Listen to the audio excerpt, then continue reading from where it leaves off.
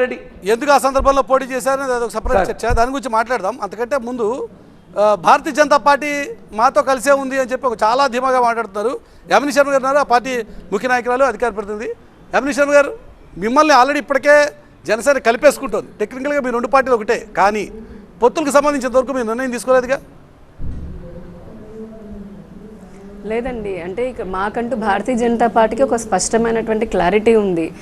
జనసేన ఎన్డీఏతో భాగస్వామ్యంలో ఉన్నది, కానీ మొదటి నుంచి కూడా పొత్తులకు సంబంధించి సీట్లకి సంబంధించి కేటాయింపులు కానీ ఏదైనా సరే మా కేంద్ర పార్టీ చూసుకుంటుంది. వారి నుంచి ఒక ఆదేశం వచ్చిన తర్వాతనే మాకు కూడా స్పష్టత వస్తుందనేది చెప్పింది. ఈ రోజుకి ఈ క్షణాన్ని కూడా మేము అదే చెప్తున్నాము. ఎందుకంటే ఇంతవరకు కూడా మా జాతీయ పార్టీ నుంచి పొత్తుల గురించి మాకు ఎటువంటి స్పష్టమైన ఆదేశాలు రాలేదు.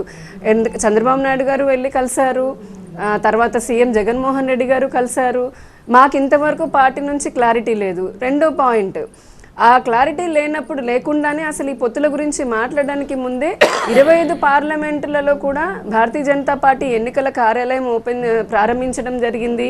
ఇప్పుడు కూడా ప్రజాపోరు 2 జరుగుతూనే ఉంది.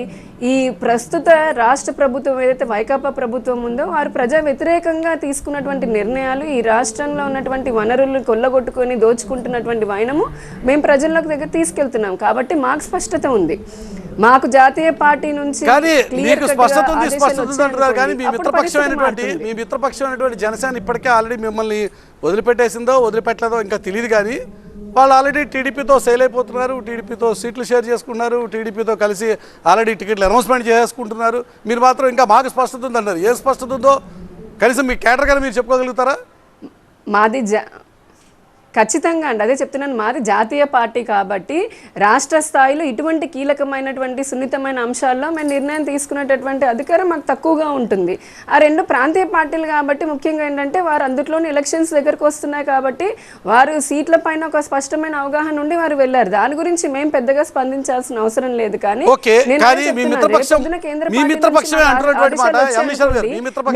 మా ప్రణాళిక మాకు ఆల్రెడీ చంద్రబాబు నాయుడు గారు కేటాయించారు, దాంతో వీఆర్ హ్యాపీ.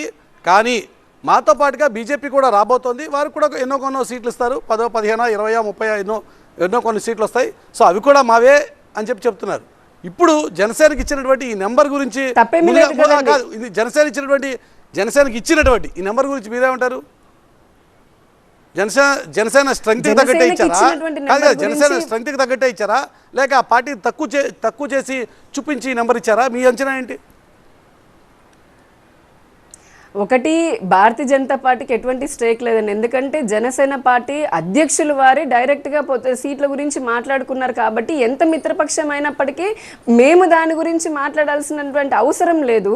ఆ రాష్ట్ర అధ్యక్షులు, టీడీపీ జాతీయ అధ్యక్షులు మాట్లాడుకున్నారు కాబట్టి మాకు ఉన్నటువంటిది ఏంటంటే రేపొద్దున మాకు ఆదేశం వచ్చిందనుకోండి మా ప్రణాళిక మారుతుంది. అలాగే జనసేన వాళ్ళు అంటున్నట్టుగా మా మిత్రపక్షం కాబట్టి ఇప్పుడు వారికి ఇచ్చినటువంటి సీట్లు, అలాగే రేపొద్దున ఒకవేళ అసలు పొత్తు ఉంటే, నేను చెప్పేది పొత్తు అంటూ ఉంటే కనుక దాంట్లో బీజేపీకి వచ్చేటటువంటి నెంబర్ కూడా యాడ్ అయ్యి ఒకే లక్ష్యం కదండి. ఇప్పుడు భారతీయ జనతా పార్టీకి ఉన్న ఏకైక లక్ష్యం ఏంటి?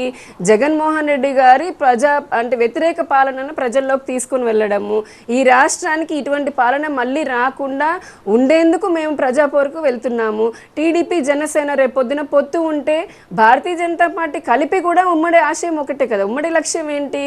ఇటువంటి రాష్ట్రాన్ని అప్పుల పాలు చేసుకుంటూ ఈ రకంగా సంక్షేమం పేరుతో అభివృద్ధిని మరిచిపోయి సహజ వనరులైనటువంటి భూములు, కొండలు, ఇందాక కూడా చూసొచ్చాను పలకనూరు దగ్గర నుంచి, కొండలు మాయమైపోతున్నాయి. గూగుల్లో చెరువులు, కొండలను అంటే వెతుక్కోవాల్సినటువంటి పరిస్థితి ఉంది. ఒక పక్క ఇందాక చూస్తే జగన్ పరిపాలన గురించి మాట్లాడాలి అంటే ఆయన చేస్తున్న వెల్ఫేర్ యాక్టివిటీస్ లేకపోతే డెవలప్మెంట్ యాక్టివిటీస్ లేక మీరు మా 3 పార్టీలకు లక్ష్యం ఒకటేనండి. చర్చించవచ్చు. ఇప్పుడు జరుగుతున్న చర్చ నెంబర్స్ గురించి.